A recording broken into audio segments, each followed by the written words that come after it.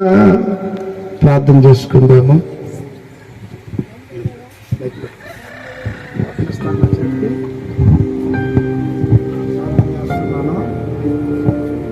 పరిశుద్ధుడు, జీవము కలిగిన తండ్రి, శక్తిమంతుడు, బలవంతుడా, ఇదిగో మంచి బిడ్డలకి ఇచ్చావు.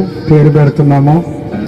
ఏ రోగములు, వ్యాధులు, జబ్బులు చోకుకున్నట్లు, ఏ దురాత్మ క్రియలు ఆశపడుకున్నట్లు, ఏ బిడ్డ నీ మందిరికాడ మ్యారేజ్ అయింది, నీవిచ్చిన బహుమతి సంతానము, తల్లిదండ్రులకి విధేయురాలై భక్తి పరురాలుగా, జ్ఞానవంతురాలుగా ఈ బిడ్డ జీవించినట్లు తండ్రి యొక్క కుమారుని యొక్క పరిశుద్ధాత్మ నామములో నీకు నేను పేరు నామకరణ చేస్తున్నాను.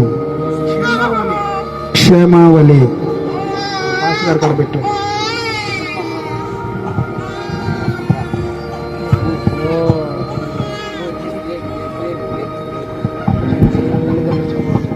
పాప పేరు క్షేమావళి.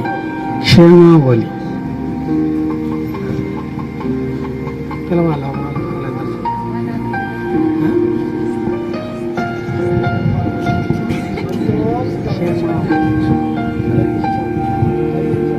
అది మనం పిలుచుకునేటప్పుడు క్షేమావళి అని పిలవచ్చు, లేకపోతే క్షేమ అని పిలుచుకోవచ్చు. అంటే రెండు విధాలుగా మనం క్షేమ లేకపోతే క్షేమావళి. పూర్తి పేరు క్షేమావళి. క్షేమావళి.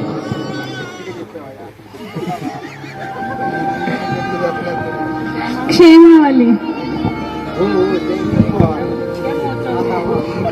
క్షేమావళి. క్షేమావళి.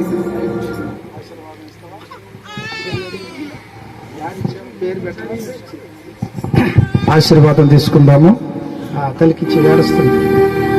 తండ్రి యొక్క కుమారుని యొక్క పరిశుద్ధాత్మ నామంలో మన తండ్రి అయిన దేవుని ప్రేమ నుండి, కుమారుడైన యేసుక్రీస్తు కృప నుండి, పరిశుద్ధాత్మ సహవాసం నుండి కూడిన మనకు, కుటుంబీకులకు, సకల పరిశుద్ధులకు దేవుడే సదాకాలం తోడుగా ఉండి ఆయన మనందరినీ కూడా నడిపించునుగాక.